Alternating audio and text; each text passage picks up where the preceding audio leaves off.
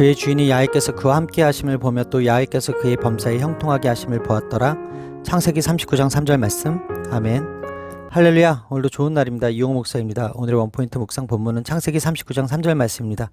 하나님은 고난 당하는 자와 함께 하시며 은혜를 베푸십니다. 애굽으로 끌려간 요셉은 바로 친위 대장 보디발의 집에 팔립니다. 요셉을 통해 훗날 이스라엘 백성을 애굽으로 이주시키려는 계획이 있으셨기에 이 일은 하나님께서 직접 이끌어 가시는 사건입니다.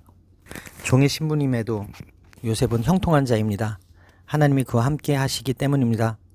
본문은 이 표현을 두 번씩이나 반복합니다. 하나님이 그와 함께 하셨기에 범사에 형통하게 되었다고 말입니다. 하나님은 아브라함에게 복의 근원이 되는 특권을 주셨습니다. 그를 통하여 땅의 모든 족속이 복을 받을 수 있게 하셨습니다. 요셉은 혈통적으로나 영적으로 아브라함의 후손입니다. 하나님은 요셉의 조상 아브라함에게 약속하신 것을 요셉에게 허락하셨습니다. 겉으로 보면 보디발이 더 우월한 위치에 있습니다.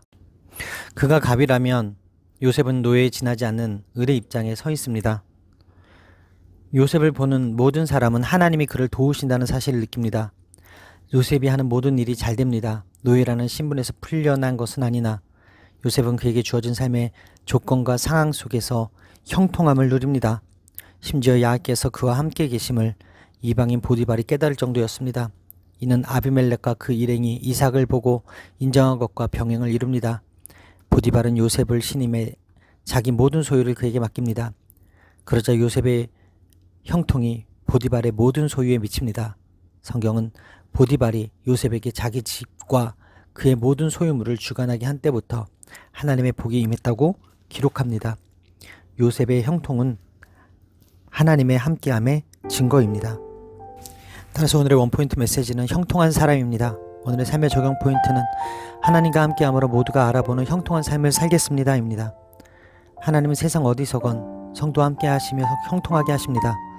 성도의 형통은 하나님이 함께 하실 때 가능합니다. 하나님이 함께 하신 요셉의 삶은 하나님을 알지 못하는 자에게도 인정을 받습니다. 우리는 고난과 역경 가운데서도 하나님의 인도하심과 보호하심을 인정하고 그를 의지하며 따르고 있습니까? 우리와 함께 하시는 임마누엘의 은혜를 누리고 있습니까? 하나님이 우리와 함께 하신다는 사실을 알지 못하는 자들에게도 인정받고 있습니까? 지금 내게 맡겨진 것들을 청지기로서 잘 관리하면 하나님은 나에게 세상의 것을 맡기십니다. 비록 억울한 상황에 있다 할지라도 하나님의 섭리 안에 있음을 인정하고 질서에 순종할 때 하나님이 범사에 형통하게 하십니다. 불신자들은 그리스도인의 삶의 모습을 통해 하나님의 함께 하심을 간접적으로 경험합니다. 우리 삶의 모습을 보고 사람들이 하나님의 살아계심을 인정할 수 있게 되기를 바랍니다. 기도하시겠습니다. 지금도 살아계셔서 나와 함께 하신 하나님, 지금의 환경이 하나님의 섭리 안에 있는 것임을 인정하지 못해 불평과 원망 가운데 살았음을 회개합니다. 어떤 상황에서도 하나님의 주권을 인정하며 주위 사람들을 잘 섬김으로 범사에 형통케 하여 주옵소서. 하나님으로 인해 형통하게 되는 복을 누리고 그것을 주변에 전하는 통로된 삶을 살게 하여 주옵소서. 이 모든 말씀을 살아계신 예수 그리스도의 이름으로 기도합니다. 아멘. 그들이 그에게 이르되 우리가 꿈을 꾸었으나 이를 해석할 자가 없도다. 요셉이 그들에게 이르되 해석은 하나님께 있지 아니하니이까 청하건대 내게 이르소서. 창세기 40장 8절 말씀. 아멘. 할렐루야. 오늘도 좋은 날입니다. 이용호 목사입니다. 오늘의 원포인트 묵상 본문은 창세기 40장 8절 말씀입니다. 잠시 후에 있을 일조차도 알 수 없는 것이 연약한 인간의 한계입니다. 오직 하나님만 미래의 일을 아십니다. 두 관원장은 한날에 각기 다른 꿈을 꿉니다. 구약시대의 꿈은 하나님의 계시를 나타내는 수단으로 여겨졌기에 그것을 해석하는 일은 중요했습니다. 바로에게 징계를 받아 감옥에 갇힌 두 관원장은 자신들의 미래가 불안하기에 꿈의 의미를 알고 싶었을 것입니다. 옥에 갇히기 전이라면 유명한 점술가나 현인을 불러 그 해석을 들었겠지만 옥에 갇힌 상황에서는 그것이 불가능했던 것입니다. 이때 요셉은 그들의 근심빛을 알아보고 그 이유를 묻습니다. 감옥에는 다른 사람들도 있었지만 두 관원장의 근심을 알아채고 그 이유를 물은 사람은 요셉뿐이었습니다. 그만큼 요셉은 남의 아픔에 관심을 갖고 그 마음을 헤아렸습니다. 그가 감옥에서도 하나님과 친밀함을 유지했기에 하나님의 마음으로 다른 사람들의 근심과 고통을 돌아볼 수 있었던 것입니다. 두 간원장은 해몬가를 만날 수 없어서 근심했지만 요셉은 꿈 해석이 하나님께 있다고 확신 있게 말합니다.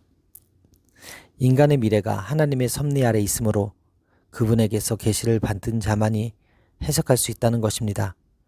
그는 후에 바로에게 똑같이 말합니다. 그들의 꿈은 그들의 미래, 즉 3일 후에 일어날 그들의 각기 다른 운명에 대한 것이었습니다. 이것을 하나님이 요셉에게 알려주십니다. 먼저 요셉은 술 맡은 간원장이 말한 꿈을 듣고 그가 3일 후에 복직될 것이라고 해석합니다. 요셉은 술 맡은 간원장에게 복직되고 나면 바로에게 사정을 말해 자신을 감옥에서 건져달라고 부탁합니다. 그리고 떡 굽는 간원장이 말한 꿈에 대해서는 그가 3일 만에 처형당해 죽게 될 것이라고 해석합니다. 비록 보잘것없는 죄수였지만 요셉은 믿는 구석이 있었습니다. 그에게 꿈을 주신 하나님입니다. 하나님의 영이 함께하는 사람은 인생의 대소사를 하나님의 관점으로 해석할 수 있는 지혜가 있습니다. 이때 요셉의 나이는 28세, 애굽으로 팔려온 지 12년이 지난 해였습니다. 애굽에서 보낸 12년은 요셉에게 고통과 시련의 기간이었습니다. 그가 겪은 일들을 생각하면 하나님에 대한 믿음을 버리기에 충분했습니다. 게다가 어렸을 때 그가 꿈꾸던 꿈과는 너무나 다른 12년의 세월, 오히려 점점 더 꿈과 멀어지게 된 현실을 생각하면 꿈이나 꿈 해석과 관련해 하나님을 신뢰하기는 어려웠을 것입니다. 그런데 그는 굳은 믿음으로 담대하게 선언합니다. 해석은 하나님께 있습니다. 애굽에서의 12년은 하나님이 요셉을 훈련시키고 세우시는 놀라운 은혜의 시간이었습니다. 따라서 오늘의 원포인트 메시지는 해석은 하나님께입니다. 오늘의 삶의 적용 포인트는 내 인생의 해석이 하나님께 있음을 믿고 오늘 만나는 사람을 위로하며 살겠습니다 입니다. 과거, 현재, 미래뿐 아니라 성도의 모든 삶의 여정이 그분의 다스림과 통제 아래 있습니다. 모든 것이 하나님께 달려있음을 인정하는 사람은 아무리 절망적인 상황에서도 하나님의 하나님 되심을 전할 수 있습니다. 지금 있는 자리에서 섬기는 사람과 신앙의 본을 보일 수 있습니다. 하나님이 미래의 일을 아시는 것은 그분만이 만물의 주관자이시기 때문입니다. 성도는 만물의 주관자이신 그분을 인정하고 신뢰해야 합니다. 그러므로 성도는 불확실한 세상을 살아가며 고난을 겪을지라도 그분의 다스림 안에 있음을 알기에 평강을 누리며 불안해하지 않을 수 있습니다.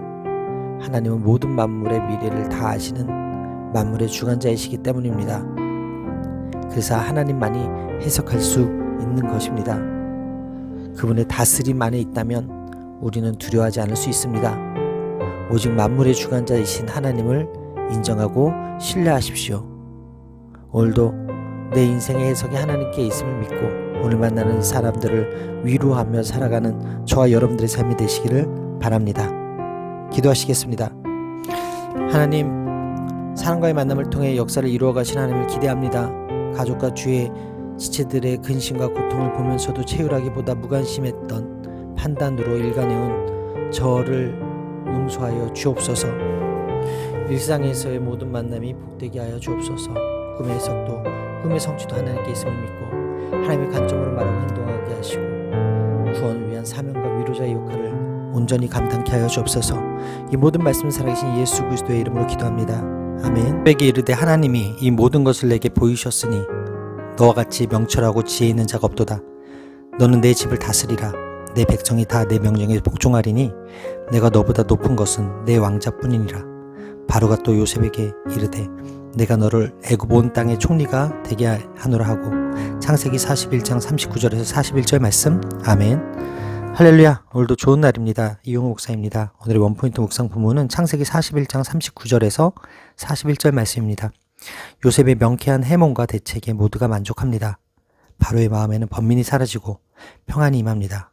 바로는 요셉을 하나님의 영에 감동된 사람이라고 부릅니다. 그리고 요셉이 제안한 명철하고 지혜로운 사람이 곧 요셉임을 밝힙니다.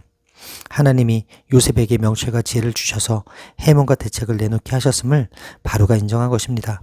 그는 7년 흉년을 극복할 적임자가 요셉임을 의심하지 않았습니다. 그래서 요셉에게 내 집을 다스리라고 말하며 요셉을 총리로 임명하여 정권을 맡깁니다. 히브리 노예이자 죄수였던 요셉이 총리의 자리에 오른 것은 바로와 그의 신하들이 그에게서 특별한 명철과 지혜를 보았기 때문입니다. 히브리 종이었던 요셉이 일순간에 애굽에서 가장 높은 관리가 됩니다. 죄수로 감옥에 있던 히브리 종이 애굽의 총리가 되는 것은 하나님의 개입 없이는 불가능한 일입니다.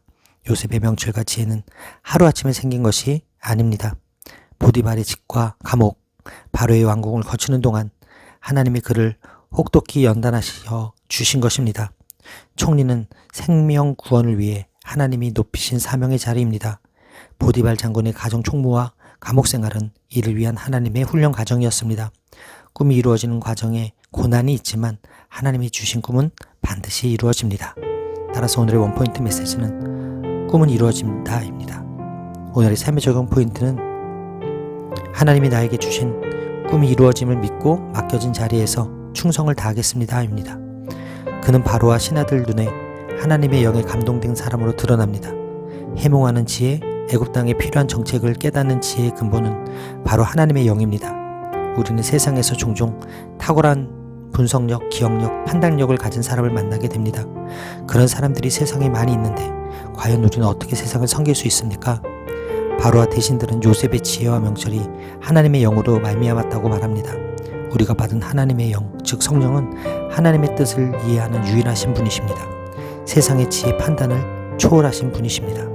탁월한 일반 은총을 가진 사람이라도 상상하지 못할 일을 성령께서 우리를 통해 행하십니다. 세상은 그저 불편해서 피하고 싶은 곳이 아니라 하나님이 성도를 보내시는 자리입니다. 요셉에게는 지난날 수많은 고난에 대한 하나님의 상급처럼 여겨졌을 것입니다. 하나님은 믿음으로 시련을 극복하는 자에게 반드시 보상하십니다. 성령의 인도를 따라 사랑과 희생으로 섬김으로써 우리를 세상에 보내시는 하나님의 뜻을 온전히 이루시기를 바랍니다. 하나님의 꿈은 여러분들을 통해 이루어집니다. 기도하시겠습니다. 이방인의 노예요 죄수인 요셉에게 애굽 총리의 옷을 입히신 하나님, 역전의 명수이신 하나님을 찬양합니다. 요셉 인생의 모든 굴곡 가운데 함께 하신 주님이 저와 또 함께 하여 주실 것을 믿습니다. 보이는 상황에 좌절하지 말고 보이지 않지만 살아 역사하시는 주님을 끝까지 믿게 하여 주옵소서. 이 모든 말씀 살아계신 예수 그리스도의 이름으로 기도합니다. 아멘. 요셉이 나라의 총리로서 그 땅 모든 백성에게 곡식을 팔더니 요셉의 형들이 와서 그 앞에서 땅에 엎드려 절하매. 창세기 42장 6절 말씀. 아멘. 할렐루야. 오늘도 좋은 날입니다. 이용 목사입니다. 오늘의 원포인트 묵상 본문은 창세기 42장 6절 말씀입니다. 가나안 땅에도 기근이 심했습니다. 야곱은 그의 아들들을 애굽으로 보내어 곡식을 사오게 했습니다. 그는 라헬의 다른 아들인 베냐민마저 잃고 싶지 않아서 베냐민만은 보내지 않았습니다. 야곱이 베냐민을 보내지 않은 것은 그가 어떠한 의심을 가지고 있었는가를 보여줍니다. 요셉의 운명이 어떻게 되었는지 아직 밝혀지지 않았지만 나이 많은 야곱은 요셉의 형들의 성격을 웬만큼 알고 있었습니다. 그들이 베냐민도 해칠지 알 수 없다는 불안을 야곱은 가지고 있었습니다. 많은 세월이 흘렀음에도 요셉은 곡식을 사러 온 형들을 알아보았습니다. 요셉이 형들을 알아본 것과 달리 형들은 요셉을 알아보지 못합니다. 요셉은 곡식을 사러 온 형들을 짐짓 모르는 척합니다. 그리고 형들을 정탐꾼으로 몰아붙이는데 이는 자신을 알리지 않은 상태에서 그들이 회개했는지 알아보려는 조치였습니다. 그러나 형들은 우리는 확실한 자들이라고만 하며 진실한 대답을 하지 못합니다. 여기서 요셉과 형들의 위치와 신분 그리고 관계가 어떠한지 잘 나타나고 있습니다. 요셉은 애굽의 총리가 되었고 그들의 형들은 그에게 곡식을 사러 간 수많은 사람들 중 일부에 불과합니다. 과거의 형들은 요셉을 마음대로 할 수 있었습니다. 그러나 이제는 요셉에게 양식을 구걸할 수밖에 없는 처지가 된 것입니다. 그들은 아무런 생각 없이 요셉 앞에 엎드려 절을 했습니다. 요셉의 첫 번째 꿈이 가시적으로 성취되는 장면입니다. 꿈을 통해 받은 하나님 말씀이 부분적이라도 놀랍게 성취되었습니다. 따라서 오늘의 원포인트 메시지는 꿈이 성취되다입니다. 오늘의 삶의 적용 포인트는 하나님의 꿈은 반드시 성취된다는 믿음을 가지고 오늘도 순종하며 살겠습니다입니다. 비록 더디게 이루어질지라도 하나님의 말씀은 헛되이 되돌아가는 법이 없습니다. 반드시 그대로 성취됩니다. 십자가 위에서 죽으시고 부활하신 예수님은 하나님의 말씀이 성취된다는 증거입니다. 예수님은 죽으시기까지 하나님께 순종하셨기에 죽음 이후 온전한 부활에 이르십니다.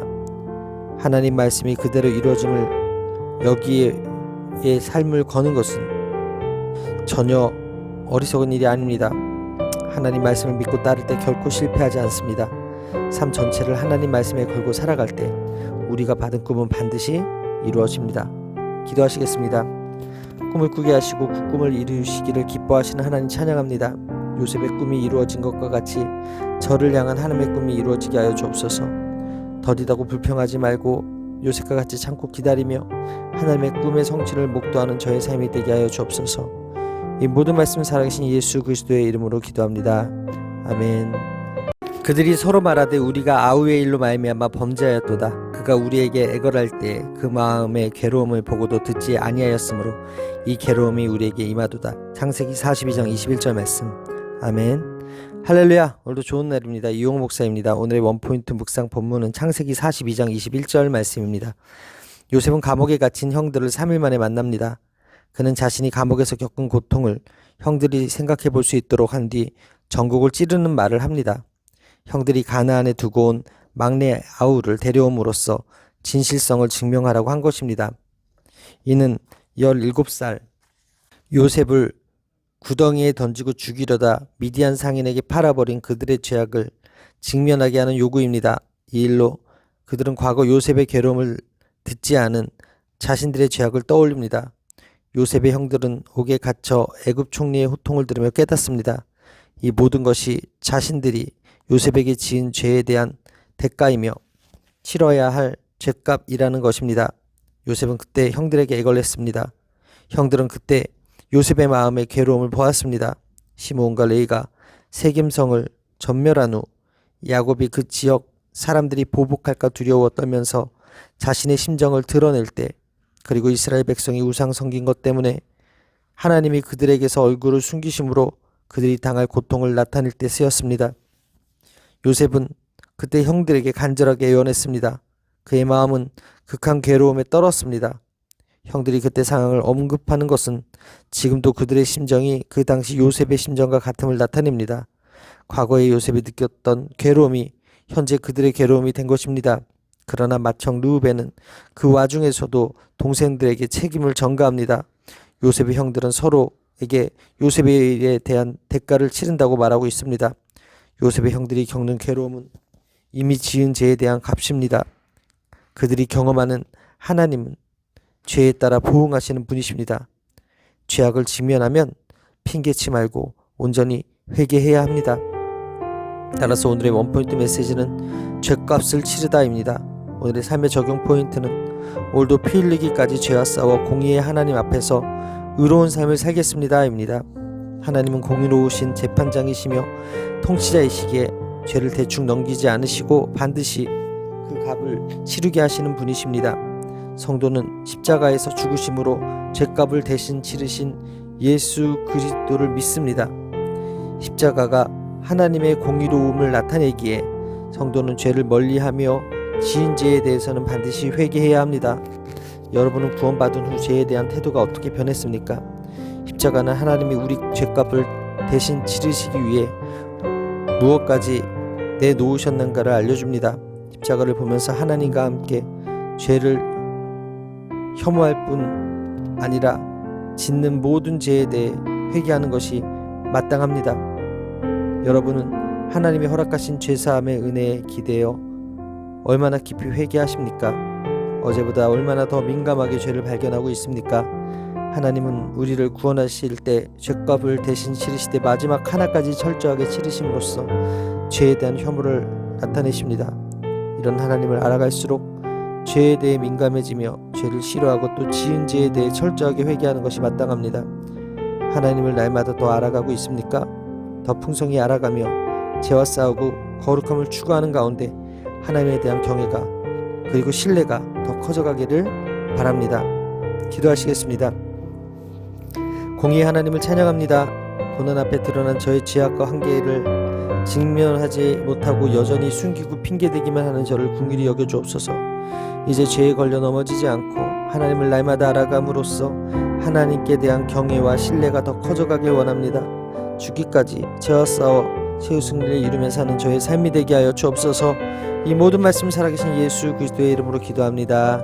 아멘. 전능하신 하나님께서 그 사람 앞에서 너희에게 은혜를 베푸사 그 사람으로 너희 다른 형제와 베냐민을 돌려보내게 하시기를 원하노라. 내가 자식을 잃게 되면 이르리로다.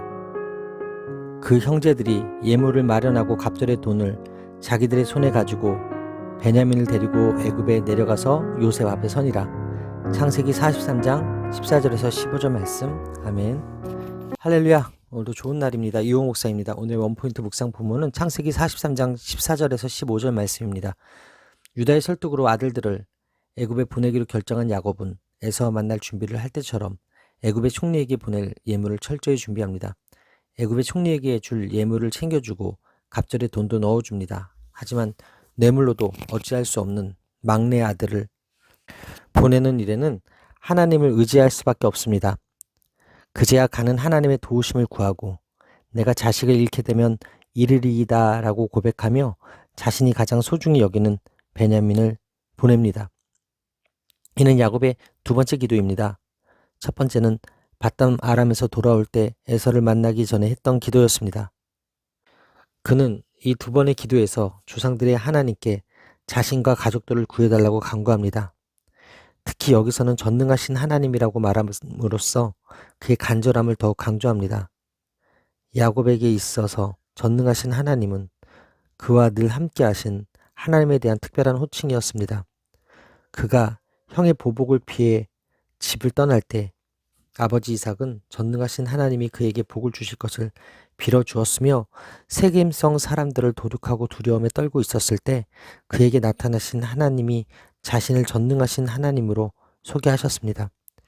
야곱은 마지막으로 죽음 앞에서 자신의 과거를 회상할 때 자신의 인생을 전능하신 하나님께 기도한다는 것은 이 기도의 결과가 좋을 것임을 암시합니다. 따라서 오늘의 원포인트 메시지는 전능하신 하나님께 드리는 기도입니다. 오늘의 삶의 적용 포인트는 전능하신 하나님을 믿고 기도하겠습니다입니다. 우리는 모두가 다 죄를 범했기에 하나님의 영광을 이룰 수 없습니다. 따라서 우리가 의지했던 세상의 모든 것을 다 내려놓고 하나님의 은혜와 긍휼만을 바라보아야 합니다.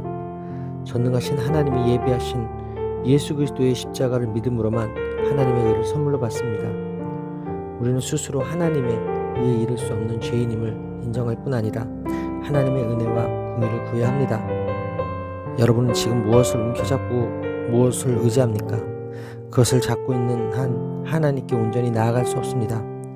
잡고 있는 모든 것을 내려놓고 오직 우리를 죄에서 구원하실 전능하신 하나님의 은혜를 구해야 합니다. 그럴 때 하나님은 십자가 안에서 완성하신 하나님의 완전한 의를 우리에게 선물로 주시며 하나님 나라의 모든 복과 은혜를 베풀어 주십니다. 오늘도 전능하신 하나님께 기도하며 하나님의 선하심을 맛보아하는 여러분들의 삶이 되시기를 바랍니다.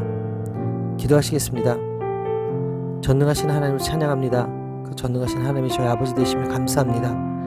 야곱과 같이 잃게 되면 이르리이다 라고 하며 주께 저의 소중하게 생각했던 것들을 맡기오니 은혜를 베풀어 주시옵소서.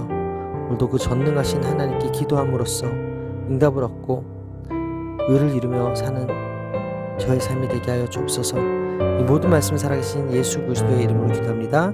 아멘. 자기 음식을 그들에게 주되 베냐민에게는 다른 사람보다 5배나 주매 그들이 마시며 요셉과 함께 즐거워하였더라. 창세기 43장 34절 말씀. 아멘.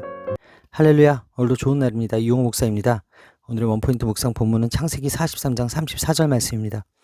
17살에 형제들에게 팔려 베냐민과 생이별을 해야 했던 요셉은 동생을 보자 마음이 복받칩니다. 그리고 터져나오는 울음을 참고 안방으로 들어가서 웁니다. 예전에 형들은 그의 꿈이 어떻게 되는지를 우리가 볼 것이라 하며 요셉을 구덩이에 던졌습니다. 그런데 요셉은 지금 자신에게 절하는 형들을 보면서 하나님이 보여주신 꿈이 성취됨을 깨닫습니다. 요셉은 형제들의 나이에 따라 자리를 배정하고 베냐민에게는 음식을 다른 사람들보다 5배나 더 주었습니다. 형제들은 자신들의 나이에 따라 좌석이 배정된 것을 이상히 여겼습니다. 이상히 여기다라는 표현의 문자적 의미는 몹시 놀랐다의 뜻입니다. 그 땅의 주인인 사람의 초대를 받아 식사 대접을 받고 있는 것도 놀라운데 나이에 따라 좌석이 배정된 것을 보고 더 깜짝 놀란 것입니다. 처음에 요셉의 형들이 애굽에 왔을 때는 누명을 쓰고 변명하기 바빴는데 두 번째 방문 때는 놀라운 일이 계속됩니다. 요셉이 일반적인 관습을 어기면서 베냐민에게 5배나 더 많은 음식을 준 것이 형들을 시험한 것인지 동생에 대한 연민 때문인지 명확하게 드러나지 않습니다. 그러나 특별한 대접임에는 틀림없습니다. 요셉은 그들과 함께하는 식사 자리에서 자신의 음식을 나눠주었습니다. 식사를 같이 하고 자신의 음식을 나누는 것은 매우 특별한 관계임을 드러냅니다.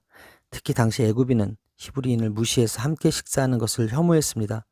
처음에 음식은 따로따로 준비되었습니다. 식사를 시중도는 자들이 요셉의 식사를 따로 차리고 그 형제들의 것도 따로 차리고 그와 함께 먹는 애굽인들의 것도 따로 차립니다. 그 이유는 애굽인이 히브리인과 같이 먹으면 부정을 입기 때문이었습니다. 그런데도 요셉은 파격적으로 그들에게 자신의 음식을 나누어 주었습니다.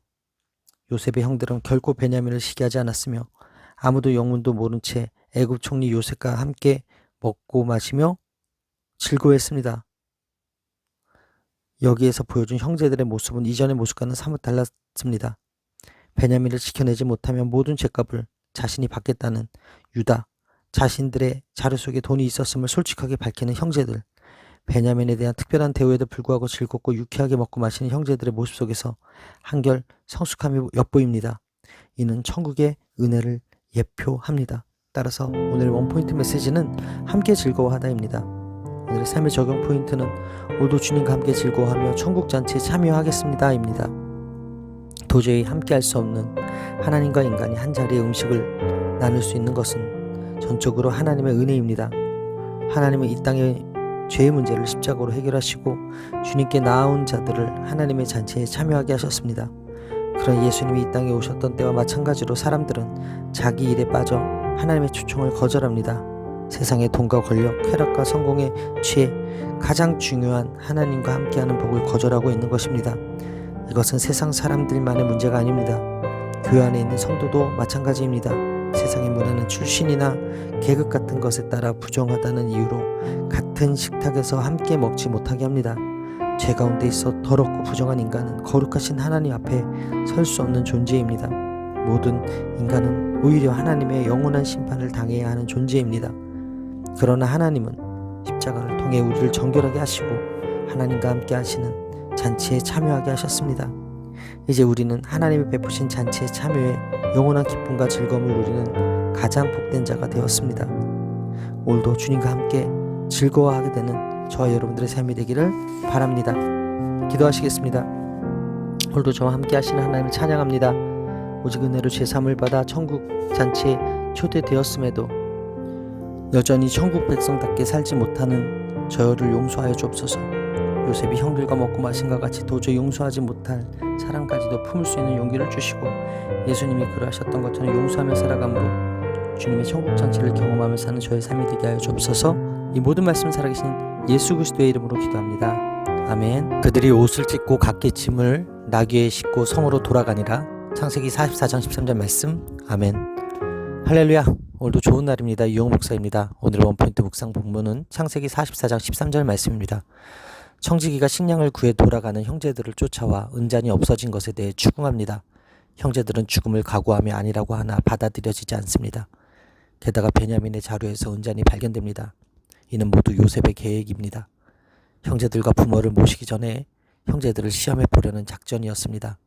하지만 이것을 모르는 형제들은 뜻밖의 상황 가운데 어떻게든 반응해야만 합니다. 결국 그들은 옷을 찢으며 요셉에게 다시 가기로 하는 희망적인 반응을 보입니다. 옷을 찢었다는 것은 주로 괴로움이나 회개를 나타냅니다. 옷을 찢는 것은 극한 슬픔과 애통의 표현으로서 비장에게 결백을 드러내는 것이며 동시에 베냐민을 끝까지 지키겠다는 결연한 의지의 표현입니다. 흥미롭게도 요셉의 이야기에서는 옷을 찢는 일이 반복되고 있습니다. 르으벤은 요셉이 없어진 것을 보고 자기 옷을 찢었고 야곱도 요셉의 소식을 듣고 자기 옷을 찢었습니다. 이제 요셉의 형제들은 베냐민 때문에 그들의 옷을 찢고 있습니다. 과거에 요셉을 팔 때는 무심하던 형제들이 베냐민의 사건 앞에서는 모두 옷을 찢으며 회개합니다. 그들은 아버지가 편애하는 베냐민을 넘겨주고 이득을 취할 수도 있었지만 모두 연대 책임을 지고 그들 모두가 베냐민과 함께 요셉이 있는 애굽의 성으로 돌아왔습니다. 이전에 그들이라면 자신들의 안전을 위해 베냐민을 넘기고 돌아갔겠지만 그들은 그렇게 하지 않았습니다. 이것은 형제들의 화목을 예시하는 첫 번째 징표였습니다. 형제들이 이렇게 단결하고 화합하는 모습은 이들이 지금은 누명을 쓰고 함정에 빠졌지만 희망이 있다는 것을 암시합니다. 오랜 기근과 시험을 통해 비로소 이기적이던 형제들의 한 마음이 되고 이타적으로 변화된 것입니다. 따라서 오늘의 원포인트 메시지는 옷을 찢다입니다. 오늘의 삶의 적용 포인트는 하나님 앞에서 마음의 옷을 찢고 형제를 위해 중보하겠습니다입니다. 우리가 당하는 여러 가지 시험 중에 혼자서는 감당하지 못할 시험이 많이 있습니다. 혼자서는 도저히 감당할 수 없어 넘어지고 쓰러지는 사람들을 주위에서 흔히 볼 수 있습니다.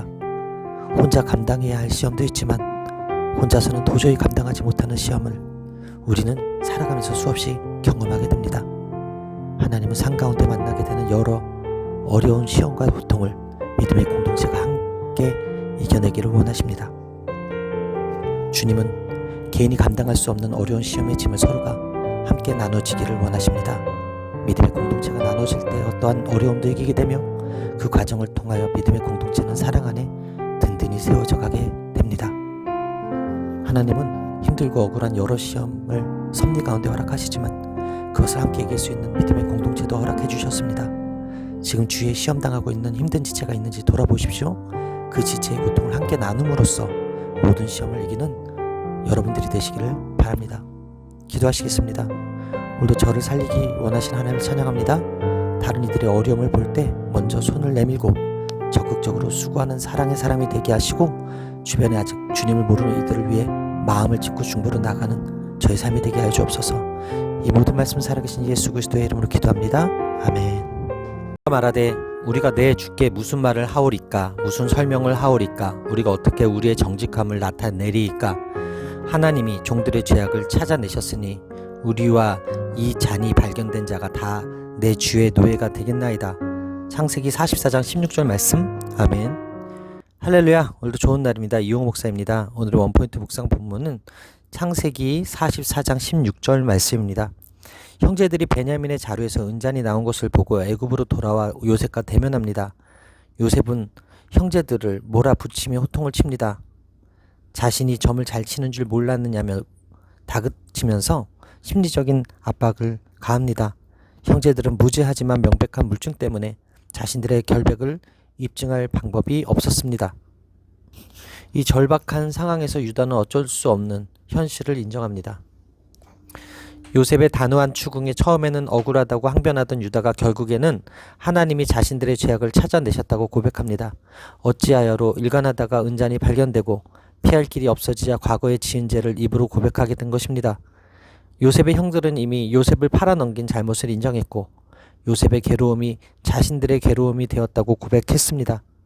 그리고 자루 속에서 돈이 발견되었을 때 자신들에게 반복해서 일어나는 두려운 일들을 동생을 판 죄에 대한 하나님의 진노의 징표로 여겼습니다. 그 모든 일이 자신들의 죄에 대한 하나님의 징계이기 때문에 자신들 모두 노예가 되겠다고 고백한 것입니다.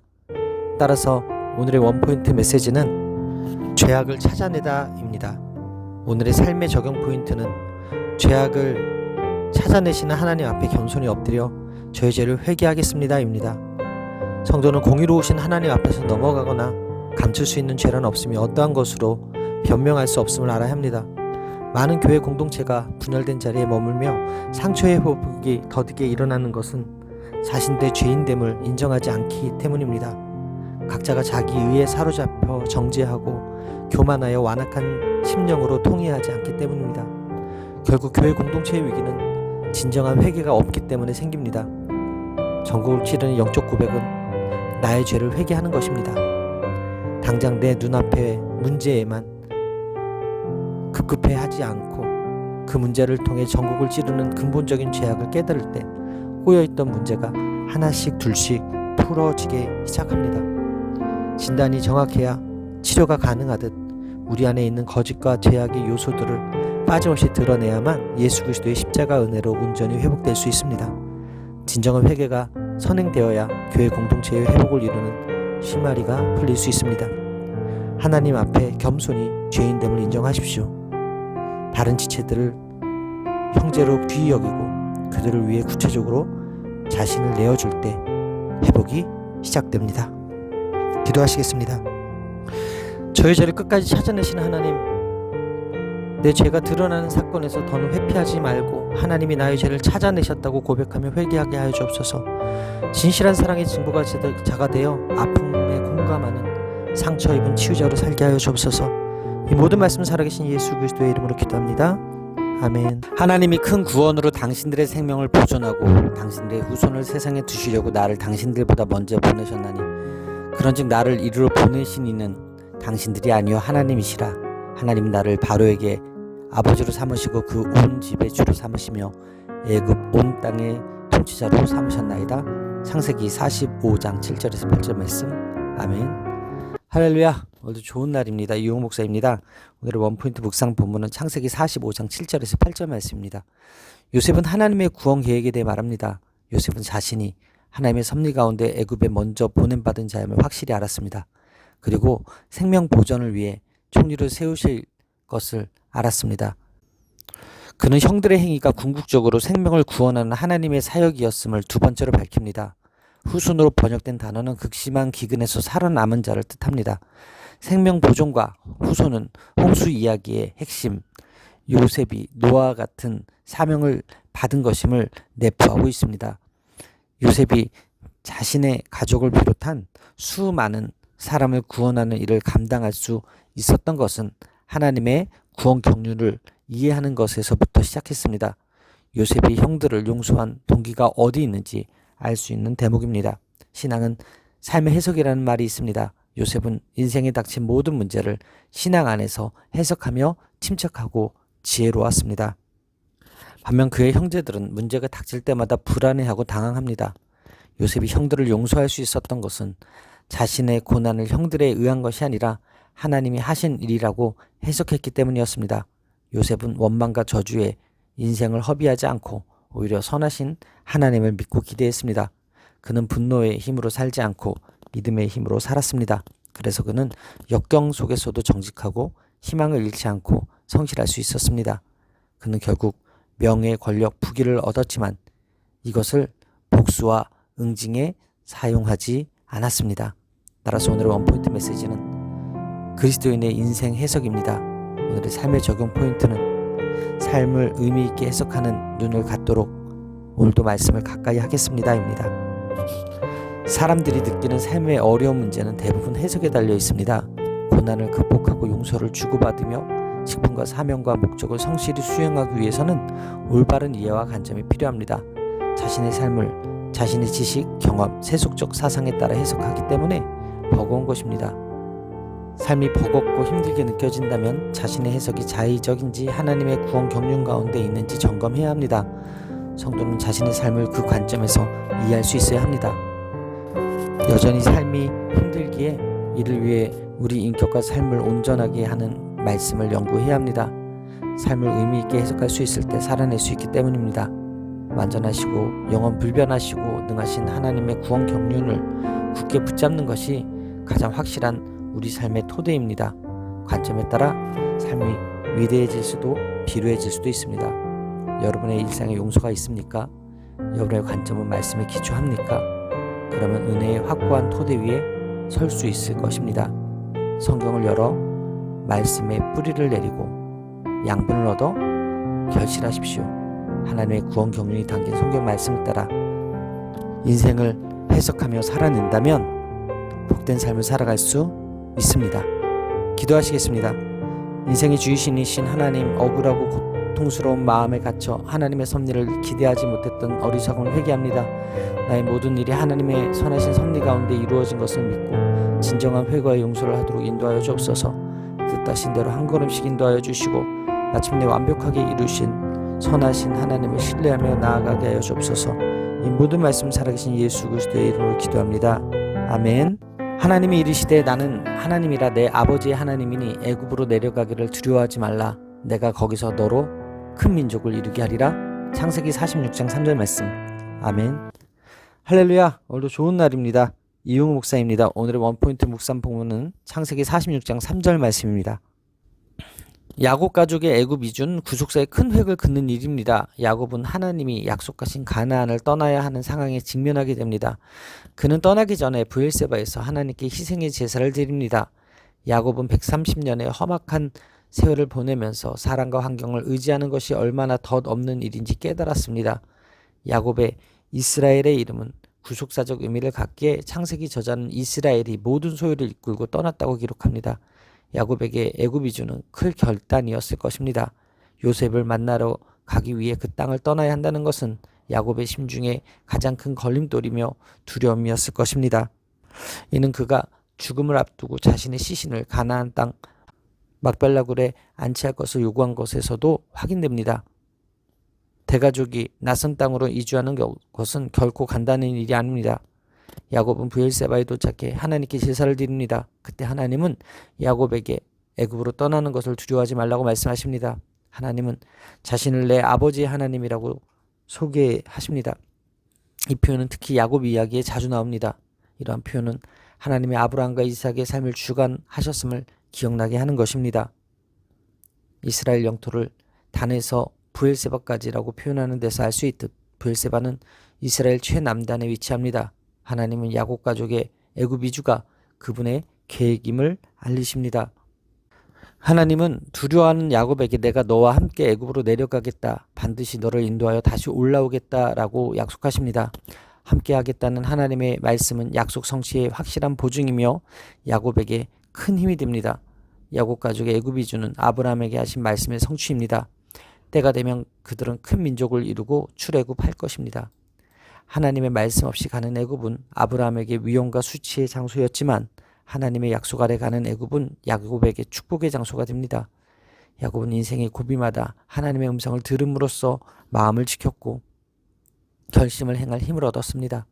항상 하나님은 그의 발목을 잡는 두려움을 평안과 용기로 바꾸어 주셨습니다. 현재를 보면 좌절할 수도 있지만 미래를 보면 소망할 수 있습니다.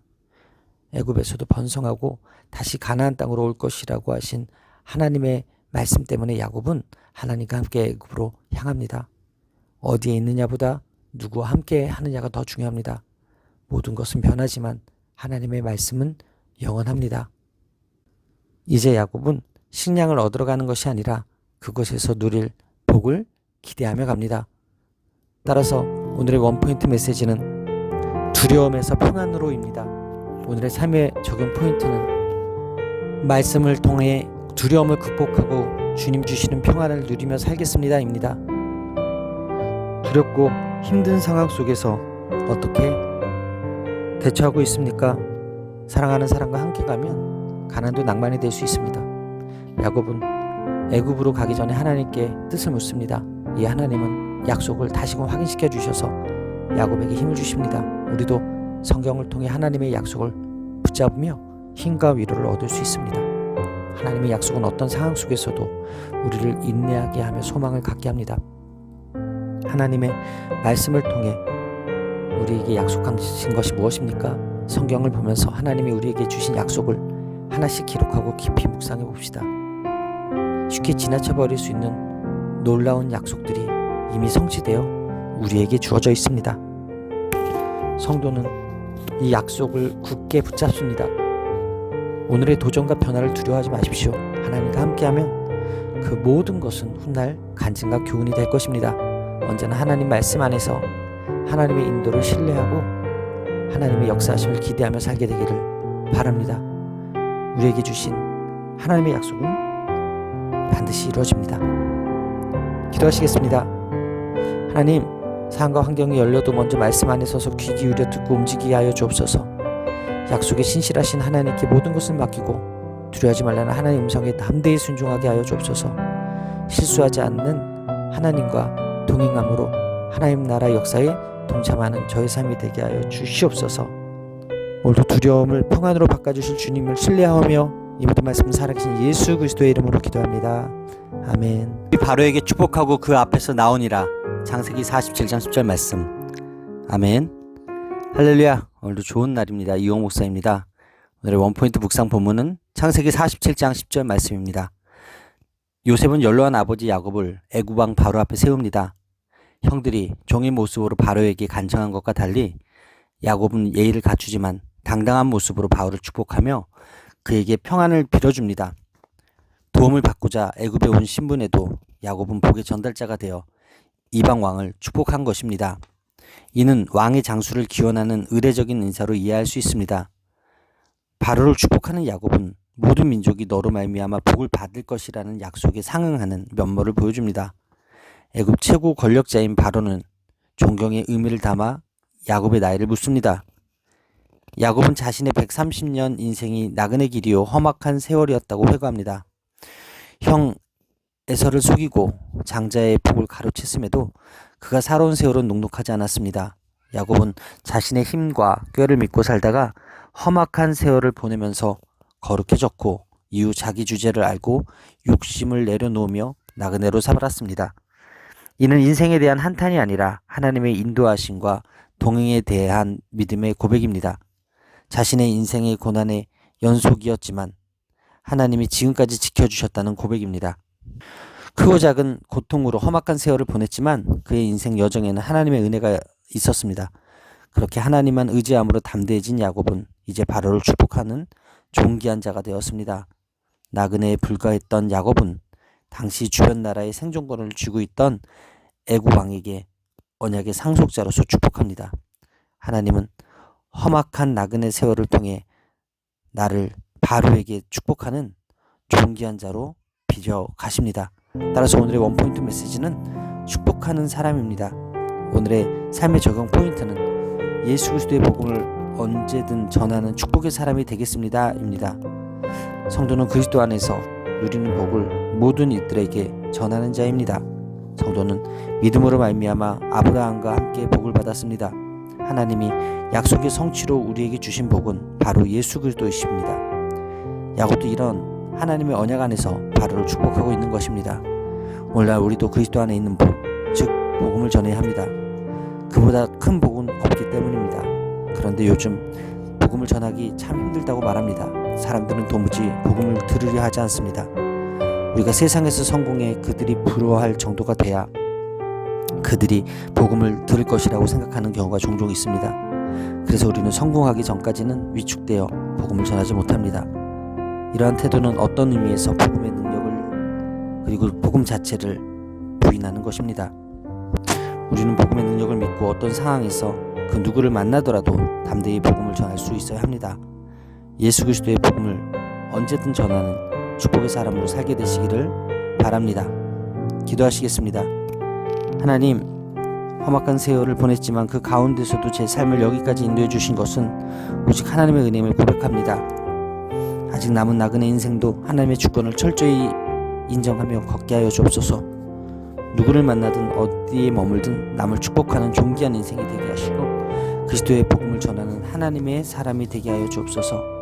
이 모든 말씀 살아계신 예수 그리스도의 이름으로 기도합니다. 아멘. 죽을 날이 가까움에 그의 아들 요셉을 불러 그에게 이르되 이제 내가 내게 은혜를 입었거든 청하노니 내 손을 내 허벅지 아래에 넣고 인애와 성실함으로 내게 행하여 애굽에 나를 장사하지 아니하도록 하라. 창세기 47장 29절 말씀. 아멘.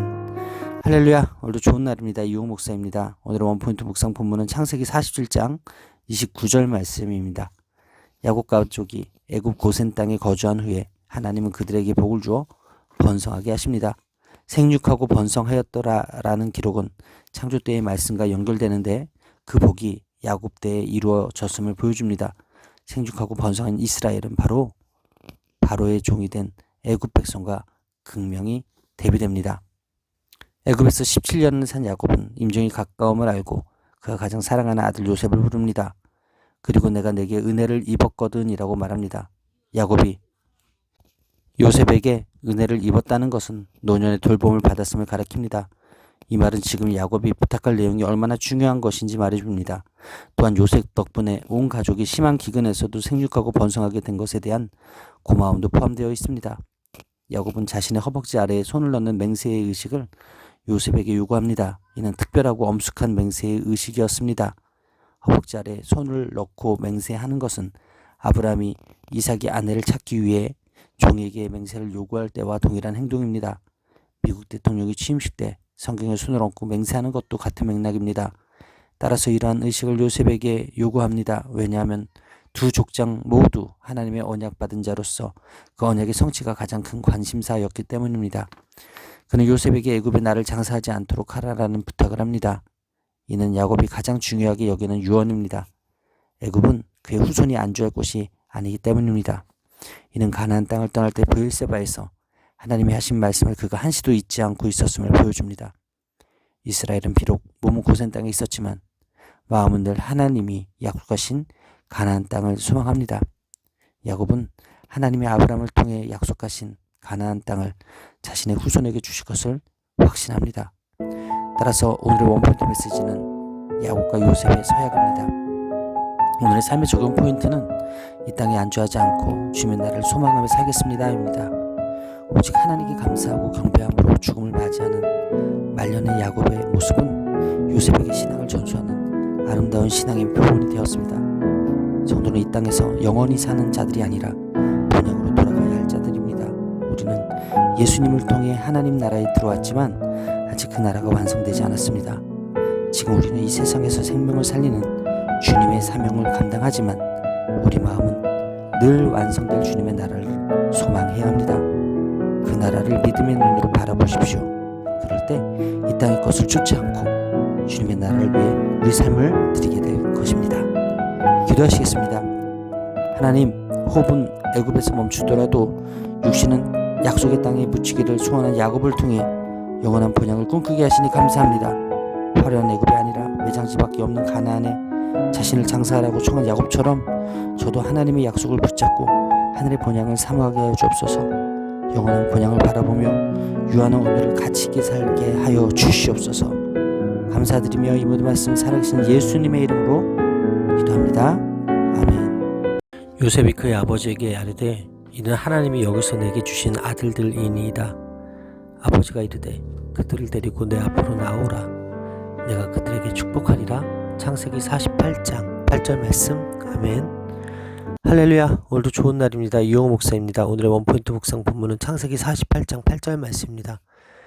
야곱의 마지막은 이삭의 마지막과 비교됩니다. 야곱은 눈이 어두운 상태로 이삭의 경우와 유사합니다. 이삭은 임종을 앞두고 야곱을 제하고 에서만 부릅니다. 야곱은 요셉과 그 아들들만 불렀습니다. 이삭이 축복하기 전에 야곱에게 입을 맞추었듯이 야곱은 축복하기 전에 요셉의 아들들에게 입을 맞춥니다. 이삭과 마찬가지로 야곱은 마지막 축복을 합니다. 하지만 축복의 대상은 1차적으로 자신의 아들들이 아니라 요셉의 아들들입니다. 야곱은 눈이 어두워져서 요셉의 아들들을 보고 누구냐고 묻습니다. 그는 손자들에게 축복하겠다고 하며 잠시 요셉의 과거 사건을 회고합니다. 요셉이 짐승에게 찢겨 죽었기에 다신을 볼 수 없다고 생각했는데 하나님이 그를 다시 보게 하시고 그의 아들들까지 보게 하셨다며 감사합니다. 야곱의 생애에서 축복은 중요한 개념입니다.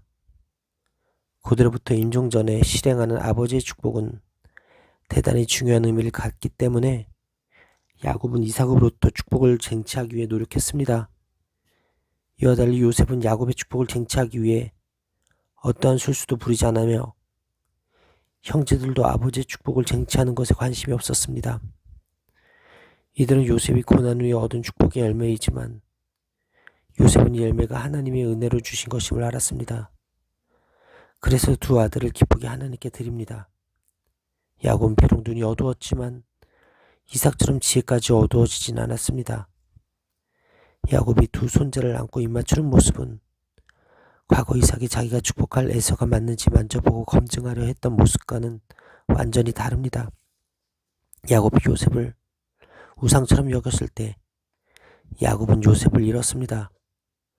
그러나 그가 하나님만 의지했을 때 이스라엘은 요셉뿐만 아니라 그의 자손까지 얻었습니다.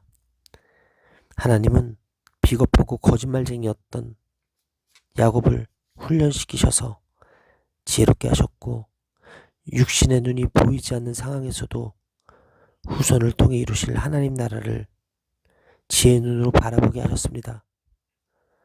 하나님과 함께한 사람의 삶은 이처럼 거룩하고 고귀하게 마무리됩니다. 따라서 오늘의 원포인트 메시지는 내가 축복하리라입니다. 오늘의 삶의 적용 포인트는 마지막까지 축복하는 사람이 되겠습니다입니다. 사랑하는 자녀들에게 물려줘야 할 최고의 유산은 무엇입니까? 야곱이나 요셉은 어떻게 하면 애굽의 총리직을 대대로 물려줄 수 있을까 고민하지 않았습니다. 최고의 권력을 누리면서도 그들은 오직 하나님이 주신 언약을 품고 있었습니다. 과거 눈이 어두워졌던 이삭은 야곱에게 속아 장자의 복을 빌어주었지만 야곱은 눈이 어두웠음에도 하나님의 축복을 명확히 전달합니다. 비록 육신의 눈은 어두워졌지만 자신으로 인해 벌어졌던 과오를 되풀이하지 않으려 영적인 눈을 명확하게 뜨고 있었던 것입니다. 과거의 과오들이 다음 세대에 반복되지 않도록 우리는 늘 영적으로 깨어 있어야 합니다. 하나님은 하나님 나라의 약속이 자녀와 손자에 계속해서 전해지므로 하나님의 복 안에 함께 거하기를 원하십니다. 부모와 자녀가 하나의 믿음 안에서 하나님 한 분만 섬기고 하나님 나라의 약속을 함께 소망하며 이 땅을 살아가는 것은 하나님이 믿음의 가정들에게 주신 가장 큰 축복입니다. 이 축복은 믿음의 가정이 텔레비전 아닌 하나님 말씀 앞에 날마다 나아갈 때 가능합니다. 지금 수많은 가정이 상처받고 깨어지고 있습니다. 그것은 교회 안에 있는 가정도 예외가 아닙니다. 믿음의 가정이 하나님 말씀 위에 서지 않고 세상의 원리와 세상의 성공을 쫓아간다면 흔들릴 수밖에 없습니다. 다시 말씀으로 돌아가야 합니다. 부모가 말씀과 기도로 하나님 나라의 약속을 붙들고 그것을 바라보며 소망할 때 그 가정이 믿음 안에 서게 됩니다. 그러면 하나님이 주시는 진정한 은혜와 기쁨을 온 가족이 함께 누리게 될 것입니다. 기도하시겠습니다. 하나님 야곱과 같이 마지막에 축복하는 인생으로 살기를 원합니다.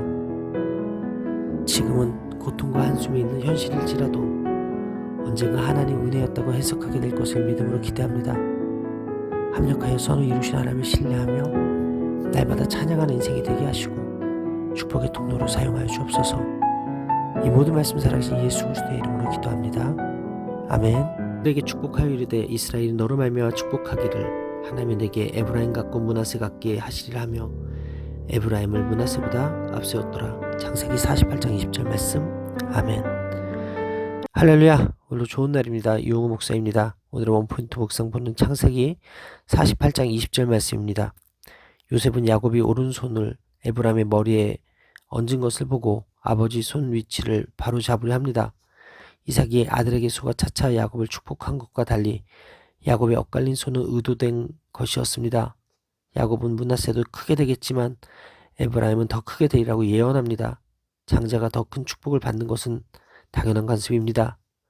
그러므로 차남에게 더 큰 축복을 한 것은 하나님이 이루실 계획이 있음을 드러냅니다. 야곱은 눈이 어두워졌음에도 불구하고 지혜는 어두워지지 않았습니다. 하나님이 지금껏 이스마엘이 아닌 이삭을 에서가 아닌 야곱을 선택하심으로써 당신의 복은 세상의 일반적 가치관을 따르지 않음을 보여주셨습니다. 야곱은 에브라임이 므낫세보다 더 크게 되리라고 예언했습니다. 물론 그렇다고 해서 므낫세가 하나님의 복을 얻지 못한 것은 아닙니다. 야곱은 사람이 다른 이를 축복할 때 에브라임 같고 므낫세 같이 되리라고 표현할 것이라며 두 손자의 후손이 크게 번성할 것을 예언했습니다. 하나님이 이스라엘을 애굽에서 이끌어내실 일, 곧 출애굽을 예언하면서 가나안 땅 가운데 요셉이 차지할 기업까지 말해줍니다. 야곱은 요셉에게 이스라엘 자손들이 약속의 땅으로 돌아갈 것이며 원래 야곱이 정착했던 땅인 세겜을 요셉에게 주었다고 말합니다. 언약의 계승자답게 야곱은 하나님 약속에 대한 확신으로 가득 차 있습니다. 이 일은 야곱이 죽은 후 400년이나 지나 실현되었습니다. 이후 세겜 땅은 아모리 족속으로부터 에브라임 지파가 차지했습니다. 이처럼 야곱은 수많은 사건을 통해 하나님의 섭리를 깨닫는 지혜를 얻었습니다. 야곱은 파란만장한 인생을 산 사람이며 하나님의 징계도 많이 받은 사람입니다. 하지만 그 과정을 통하여 하나님의 지혜를 얻었고 말년에는 하나님의 섭리를 꿰뚫어 보는 해안을 가지게 되었습니다. 하나님을 의식하고 살아가는 사람은 하나님의 지혜를 얻을 수 있습니다. 따라서 오늘의 원포인트 메시지는 섭리를 보는 해안입니다. 오늘의 삶의 적용 포인트는 말씀을 통하여 하나님의 해안을 가지며 살겠습니다입니다. 오늘 본문을 볼 때 하나님은 우리 모습이나 조건과는 상관없이 우리를 사랑하시는 것을 알 수 있습니다. 하나님은 인간적인 조건이나 신분에 상관없이 은혜를 베푸십니다. 만약 신분과 조건에 의해 은혜를 받는다면 그 기준을 충족하기 위해 계속 노력해야 합니다. 기준 미달로 탈락하지 않기 위해 늘 불안해하고 두려워하게 될 것입니다. 그러나 죄인은 결코 하나님의 기준에 도달할 수 없습니다. 우리는 오직 은혜로 구원받고 돌보심을 받습니다. 성도는 외모나 조건과 상관없이 창세전에 하나님의 자녀로 택하심을 받았고 하나님의 주권적 은혜 가운데 최종적 구원에 이를 것이라는 보증을 받았습니다. 성도는 소유나 노력과 상관없이 구원이 완성되도록 인도하는 하나님을 믿어야 합니다. 불안과 염려를 떨쳐버리고 하나님의 돌보심을 신뢰해야 합니다. 세상의 기득권과 특권, 특정한 신분을 하나님의 돌보심보다 의지하지 않는지 돌아봐야 합니다. 믿음의 길에 비록 어려움이 있을지라도 목자이신 하나님이 우리를 인도하십니다. 무조건적인 사랑을 베푸시며 믿음의 목적지까지 인도하시는 그 하나님을 오늘도 신뢰하십시오. 말씀을 통하여 하나님의 해안을 가지며 사는 저와 여러분들의 삶이 되기를 바랍니다. 기도하시겠습니다. 은혜로우신 주님, 하나님의 축복이 우리 가운데 임하게 하신 것을 감사합니다. 오늘 주님이 주시는 지혜로 하나님의 섭리를 이해할 해안을 얻기를 원합니다. 하나님의 주권을 인정하게 하시고 제게 주신 분복에 감사하게 하시며 자족할 수 있는 믿음을 허락하여 주옵소서. 저에게 사명을 존중하며 이웃을 돕고 협력할 수 있는 선한 마음을 허락하여 주옵소서. 이 모든 말씀 살아계신 예수 그리스도의 이름으로 기도합니다. 아멘. 너희는 모여 들으라. 야곱의 아들들아, 너희 아버지 이스라엘에게 들을지어다. 창세기 49장 2절 말씀. 아멘. 할렐루야. 오늘도 좋은 날입니다. 이용 목사입니다. 오늘의 원포인트 묵상 본문은 창세기 49장 2절 말씀입니다. 야곱은 임종하기 이전에 아들들에게 예언적인 축복을 합니다. 49장은 야곱의 축복이라고 불리는 창세기에서 가장 긴 시입니다. 야곱은 죽음이 가까워지자 아들들을 불러 후일에 당할 일을 말합니다. 이를 통해 하나님은 이스라엘에 대한 그분의 계획을 알려주십니다. 야곱은 후일에 당한 일이라고 말합니다. 즉 야곱이 이 자리에서 아들들에게 전하고자 하는 말은 그 아들들이 후손이 미래에 당한 일입니다. 즉 49장의 내용은 이스라엘 지파들이 경험할 일들에 대한 내용입니다. 그러므로 야곱의 말들은 하나님의 대언자로서 아들들에게 그리고 장차 그들의 자손으로 이루어진 이스라엘 지파들에게 전하는 말이라고 할 수 있습니다. 지파별로 언급하는 그의 말은 예언적 성격을 띠며 출애굽 이후 가나안 정착에 대한 내용도 포함되어 있습니다. 들을지어다 라는 말은 지혜로운 교사의 면모를 보여줍니다. 야곱은 반복과 대구법을 사용하여 강조함으로써 자신이 하려는 유언의 중요성을 강조합니다. 야곱의 12아들은 각기 특별한 복을 받습니다. 이 축복은 그들의 앞날을 내다보는 것이며 이스라엘 각 지파의 역할과 운명을 미리 보여지는 것입니다. 야곱은 12아들을 비롯해 70명의 가족과 함께 애굽에 이주했습니다.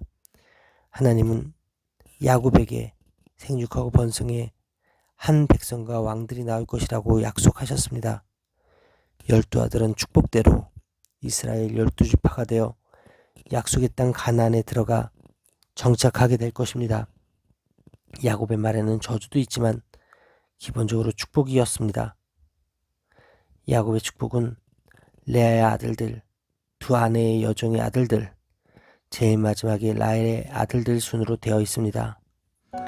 따라서 오늘의 원포인트 메시지는 야곱의 축복입니다. 오늘의 삶의 적용 포인트는 야곱과 재축복하는 인생을 살겠습니다입니다. 현재의 작은 성취는 미래에 완성될 성취의 맛보기에 불과합니다. 야곱은 험악한 세월을 살았지만 70명이나 되는 자손을 거느리는 복을 받았습니다. 그리고 장래에 이루어질 이스라엘 12지파를 바라보며 아들들을 축복합니다. 우리는 본문을 통하여 야곱의 축복 안에 저주가 담겨 있음을 확인했습니다. 축복도 저주도 모두 이스라엘 백성에게 주신 하나님 말씀입니다. 나아가 야곱의 유언은 오늘을 사는 우리에게도 적용되는 말씀입니다. 그러므로 오늘을 사는 우리는 징계와 축복의 말씀을 모두 사모하여 하나님 보시기에 합당한 삶을 살아가야 할 것입니다. 기도하시겠습니다. 오늘도 저에게 복 주시길 원하신 하나님 마음을 모른 채 오히려 하나님의 복 주심을 가로막는 불순종과 불경공함에 빠져있지는 않은지 돌아봅니다.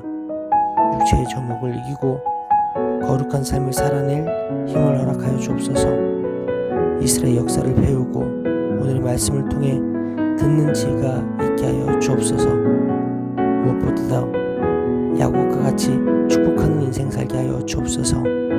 감사드리며 이 모든 말씀 살아계신 예수님의 이름으로 기도합니다. 아멘. 내 형제의 찬송이 될지라 내 손이 내 원수의 목을 잡을 것이요 내 아버지의 아들들이 내 앞에 절하리로다. 창세기 49장 8절 말씀. 아멘. 할렐루야. 오늘도 좋은 날입니다. 이용호 목사입니다. 오늘의 원포인트 묵상 본문은 창세기 49장 8절 말씀입니다. 야곱의 아들들의 특성에 따라 미래를 예언합니다. 유다의 이름은 찬송하다라는 뜻입니다. 이는 유다의 이름의 뜻이 찬송하다라는 것과 레아가 유다를 낳은 후 야엘을 찬송하리로다라고 고백한 것을 떠올리게 합니다. 야곱은 유다가 형제들의 찬송을 받을 것이라며 유다를 높입니다. 원수의 목을 잡은 유다의 모습은 전쟁에서 원수를 물리치는 모습을 떠올리게 합니다. 유다는 사자새끼로 비유되는데 이는 후에 그리스도에게 적용됩니다. 유다는 야곱 지파 중에 가장 강할 것이며 누구도 범접할 수 없을 것입니다. 유다의 후손들은 포도나무에 매인 나귀와 암나귀 새끼가 아무리 먹어도 괜찮을 만큼 안정과 번영을 누릴 것입니다. 또한 유다는 통치권과 왕위를 받습니다. 귀와 지팡이는 양떼를 지킬 때 사용되는 도구로 권위와 통치를 가진 자를 가리킵니다. 비록 이스라엘은 요셉의 꿈대로 형제들이 요셉 앞에 절한 것을 알았지만 결국 유다가 형제의 찬송이 되어 모든 형제가 그 앞에 절할 것을 보았습니다. 유다는 요셉의 눈물을 외면한 채 동생을 파는 데 앞장섰고 불신 결혼과 근친상간의 죄를 범했습니다. 그러나 자기 죄를 회개하고 가족을 구원하고자 자신을 희생했습니다. 그에게는 위로 3명의 형들이 있었지만 베냐민이 억류될 위기 시에 가장 역할을 한 사람은 유다였습니다. 유다는 형제와 가족을 위해 희생을 자처했기에 이 같은 축복을 받은 것입니다. 야곱의 축복은 유다 지파의 다윗이 이스라엘 왕이 되면서 역사적으로 분명하게 성취됩니다. 더 놀라운 것은 유다 지파의 후손 가운데 만왕의 왕 예수님이 태어나셨다는 것입니다. 따라서 오늘의 원포인트 메시지는 유다를 향한 축복입니다. 오늘의 삶의 적용 포인트는 유다와 같이 희생하며 찬송하며 살겠습니다입니다. 희생적이고 헌신적인 삶은 많은 사람에게 유익이 될 뿐 아니라 하나님을 기쁘시게 합니다. 우리는 이웃과 공동체의 유익을 위해 희생과 헌신의 삶을 영위해야 합니다. 장자도 차자도 아니지만 하나님은 유다를 통해 구원의 역사를 계획하셨습니다. 그때는 알 수 없었지만 유다를 통해 다윗 왕이 태어나고 세상을 구원할 메시아 곧 예수 그리스도가 오신 것이 이제 만방에 밝히 드러났습니다. 당장 우리 눈에 보이지 않지만 하나님의 구원의 역사는 지금도 진행형입니다. 한 족속을 통해 이 땅에 오신 예수님이 영원히 온 세상을 다스리고 계시다면 지금 이 순간에 나의 삶도 다스리고 계심을 믿어야 합니다. 성도는 약속대로 오신 예수 그리스도의 통치와 다스림을 받는 자들입니다. 그분은 모든 민족과 열방의 통치자가 되시고 우리에게 영원한 생명을 주시는 분이시기에 우리는 영화롭고 아름다우신 예수님을 날마다 찬양하며 높이고 다시 오실 그날을 대망하며 살아야 합니다. 눈에 보이지 않는다고 해서 낙심하지 말고 하나님의 다스리심을 믿으며 참된 평강과 위로를 얻게 되시기를 바랍니다. 기도하시겠습니다. 고난 중에도 믿음으로 감사하며 일상에서 하나님을 찬양하는 은혜를 베풀어 주옵소서. 온전한 회개와 희생과 섬김에서 나오는 유다의 건의의 용기와 아름다움을 저에게도 부어 주시옵소서. 유다와 같이 희생하며 찬송하며 사는 저의 삶이 되게 하여 주옵소서. 이 모든 말씀 살아계신 예수 그리스도의 이름으로 기도합니다. 아멘. 무성한 가지 곧 샘곁의 무성한 가지라 그 가지가 담을 넘었도다. 창세기 49장 22절 말씀. 아멘. 할렐루야. 오늘도 좋은 날입니다. 이용호 목사입니다. 오늘의 원포인트 묵상 본문은 창세기 49장 22절 말씀입니다. 요셉은 샘 곁에 있는 무성한 가지에 비유됩니다. 야곱은 요셉에게 담을 넘는 무성한 가지 복을 예언합니다. 이 표현은 문자적으로 열매들의 아들 또는 과목들의 아들로 젊고 생기가 넘치는 아들이라는 의미입니다. 야곱이 요셉에게 축복하는 내용은 하나님의 복과 인도하심이 영원하고 한없이 임하리라는 선언입니다. 요셉의 삶은 물가에 뿌리를 내려 수분과 영양분을 공급받는 나무와 같았습니다. 그 샘은 바로 하나님이며 그 뿌리는 바로 믿음입니다. 믿음을 통해 하나님의 은혜와 능력을 받아들이고 그 영양분으로 가지를 튼튼히 하고 잎과 열매를 무성하게 맺는 것입니다. 담을 넘었다는 것은 자신의 만족만을 위해 살지 않고 다른 사람과 세상을 향해 뻗어 나갔다는 의미입니다. 하나님은 은혜로 이 복을 요셉에게 주실 것입니다. 요셉은 애굽에서 두 아들 므낫세와 에브라임을 얻었습니다. 그는 가지가 무성해져 담을 넘어가듯이 앞으로 더 많은 후손을 얻을 것입니다. 에브라임과 므낫세 두 지파의 영토를 받은 요셉은 애굽의 노예로 팔려가서 원망과 분노의 화살을 맞아 죽을 수도 있었지만 오히려 거기서 연단되어 이스라엘과 애굽을 돕는 무성한 가지가 됩니다. 이스라엘과 애굽을 섬긴 요셉은 부귀와 다산의 축복을 받습니다. 야곱은 이것이 요셉의 능력이 아닌 전능자 하나님으로 말미암은 것이라고 강조합니다. 요셉을 무성한 가지에 비유한 것은 온 가족이 그의 그늘 아래 쉴 수 있게 되었기 때문입니다.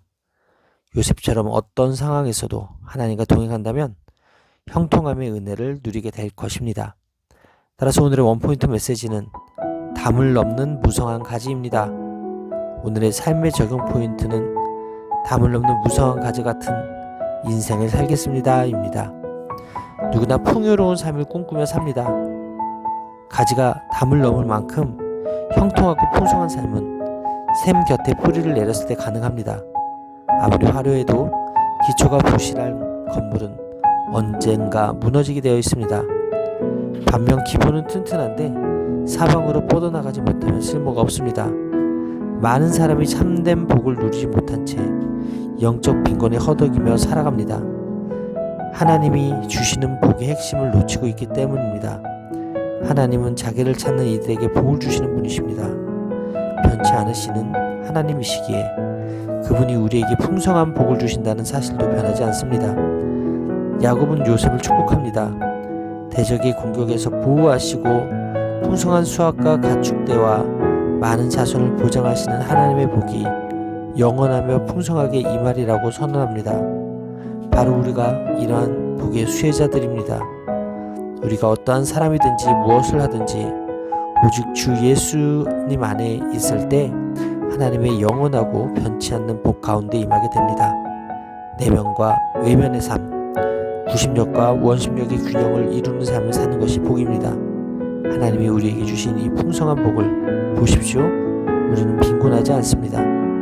우리가 하나님 자녀라는 정체성을 잊지 말고 세상에서 구별된 자로 하늘의 복을 누리게 되기를 바랍니다. 기도하시겠습니다. 하나님, 오늘 저에게 야곱의 복을 주시는 분이신 믿습니다. 답을 넘는 무성한 가지 요셉과 같이 살기를 원합니다. 하나님이 저에게 주신 풍성한 복을 누리며 베풀며 사는 저의 삶이 되게 하여 주옵소서. 이 모든 말씀 살아계신 예수 그리스도의 이름으로 기도합니다. 아멘. 아들들이 아버지가 그들에게 명령한 대로 그를 위해 따라 행하여 그를 가나안 땅으로 메어다가 마므레 앞 막벨라 밭굴에 장사하였으니 이는 아브라함이 해쪽 속 에브론에게 밭과 함께 사서 매장지를 삼은 곳이더라. 창세기 50장 12절에서 13절 말씀. 아멘. 할렐루야. 오늘도 좋은 날입니다. 이용 목사입니다. 오늘의 원포인트 묵상 본문은 창세기 50장 12절에서 13절 말씀입니다. 야곱의 장래 행렬이 애굽을 출발해 가나안으로 향합니다. 야곱의 매장지인 헤브론은 사해 서쪽에 위치합니다. 지리적으로 볼 때 아닷 타장 마당의 위치는 애굽에서 출발한 장래 행렬이 요단 동쪽으로 돌아서 가나안 땅으로 돌아간 것임을 보여줍니다. 이 행로는 이스라엘 자손이 여호수아의 인도를 따라서 요단 동쪽에 요단강을 건너 가나안 땅으로 향하는 이스라엘의 모습을 미리 보여주는 것 같습니다.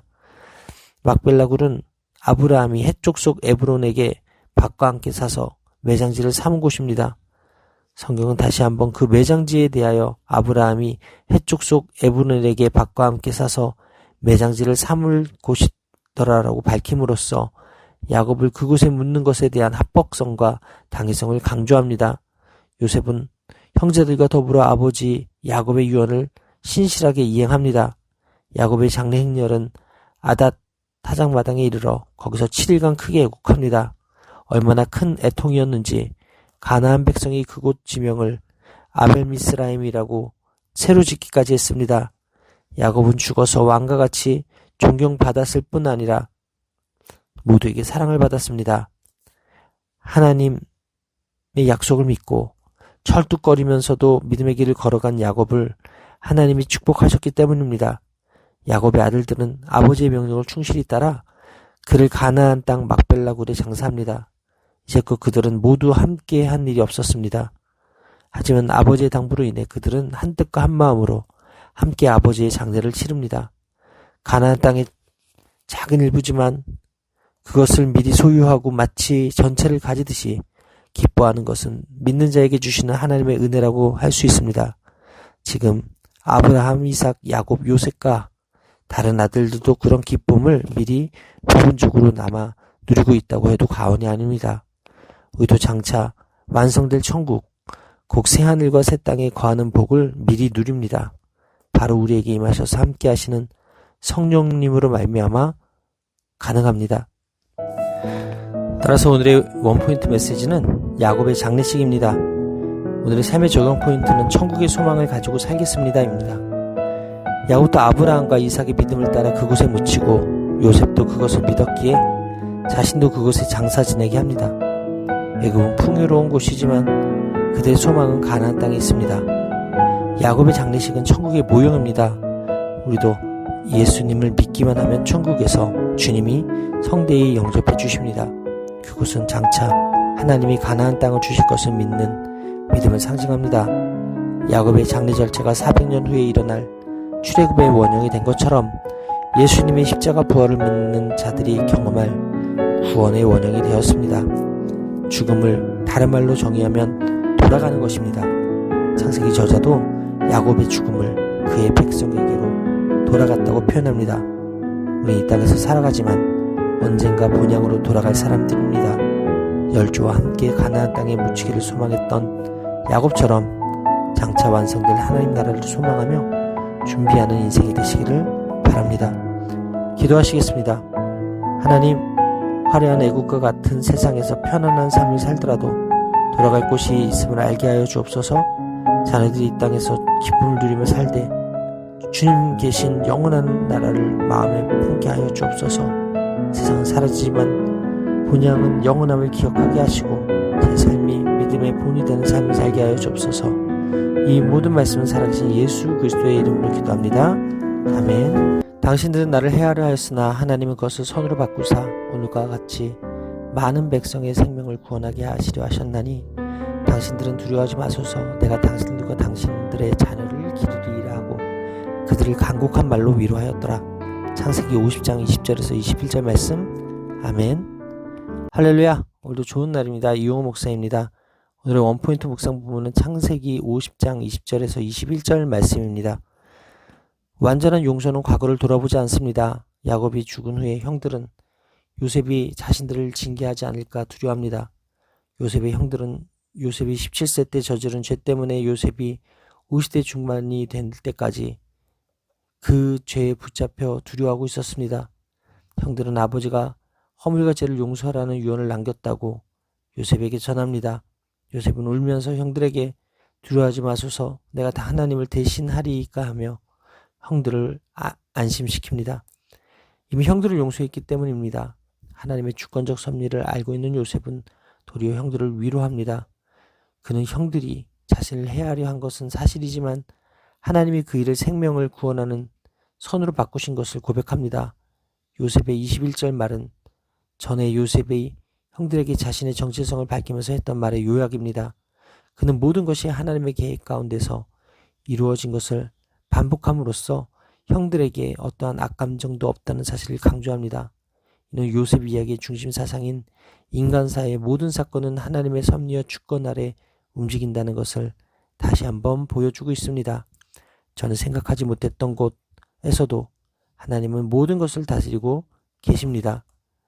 악을 선으로 바꾸시는 하나님의 놀라운 섭리를 인생 전반을 걸쳐 깨달은 요셉은 그 진리로 인하여 이렇게 큰 은혜를 베풀 수 있게 된 것입니다. 따라서 오늘의 원포인트 메시지는 선으로 바꾸사입니다. 오늘의 삶의 적용 포인트는 오늘도 저의 모든 삶과 사건을 선으로 바꾸시는 주님을 신뢰하겠습니다입니다. 하나님의 은혜를 입은 사람이 그 은혜를 베풀 수 있는 법입니다. 하나님은 이 땅 누구에게도 심판자의 자격을 주신 일이 없습니다. 누구나 일생을 살아가며 종종 자신의 이성과 경험으로 이해할 수 없는 문제에 직면하게 됩니다. 그때 우리는 하나님은 어디 계실까라는 질문을 던지며 회의에 빠집니다. 그러나 그러한 상황 속에서도 하나님이 역사의 주인이심을 기억해야 합니다. 또한 하나님이 그분의 섭리 가운데 악을 허용하시되 악에게 지지 않으려고 오히려 선하신 뜻대로 역사를 이끌어 가심을 믿음의 눈으로 바라보아야 합니다. 그럴 때 역경도 이기며 악한 원수도 용서하고 실패에서도 무너지지 않고 성공에도 자만하지 않으며 매일매일 최선을 다할 수 있습니다. 사람을 심판할 수 있는 자격을 가지신 분은 예수님이시기 때문입니다. 요셉이 우리에게 본이 되는 이유는 그가 애굽의 총리가 되었다는 신분 상승에 있지 않습니다. 오히려 자신을 팔았던 형들을 심판할 수 있는 위치에서도 영적 오만함을 거절한 그의 성품과 태도에 있습니다. 하나님은 인간의 악한 음모를 그분의 선한 계획으로 바꾸셨고 구원을 위해 사용하셨습니다. 우리 삶에도 때때로 비극적인 사건이 일어날 때가 있습니다. 그때 우리도 요셉처럼 하나님의 섭리를 믿음으로 어떠한 고난과 박해도 능히 견뎌내시기를 바랍니다. 창세기는 아브라함, 이삭, 야곱, 요셉의 죽음으로 끝을 맺지만 약속과 희망을 기대하게 합니다. 그들은 절망 중에 숨을 거둔 것이 아니라 하나님에 대한 믿음과 반드시 이루어질 약속에 대한 소망을 안고 조상에게로 돌아간 것입니다. 우리 당대에 예수 그리스도께서 다시 오시지 않더라도 매일의 삶 속에서 그리스도와 동행함으로 이 땅에 하나님 나라를 확장하며 살아가게 되기를 간절히 소원합니다. 기도하시겠습니다. 하나님, 원수는 저를 해하려는 올무를 놓지만 하나님은 원수의 어떤 악한 음모도 선한 계획으로 바꾸실 수 있는 전지전능하신 분이심을 믿습니다. 하나님을 더 신뢰함으로 형제의 허물을 덮을 수 있는 마음을 허락하여 주시고 주님처럼 사랑하고 용서하는 일에 마땅히 열심을 내는 성숙한 믿음을 허락하여 주시옵소서. 오늘도 선으로 바꾸실 주님을 신뢰합니다. 이 모든 말씀을 살아계신 예수님의 이름으로 기도합니다. 아멘. 할렐루야. 우리 최고의 복을 받았습니다.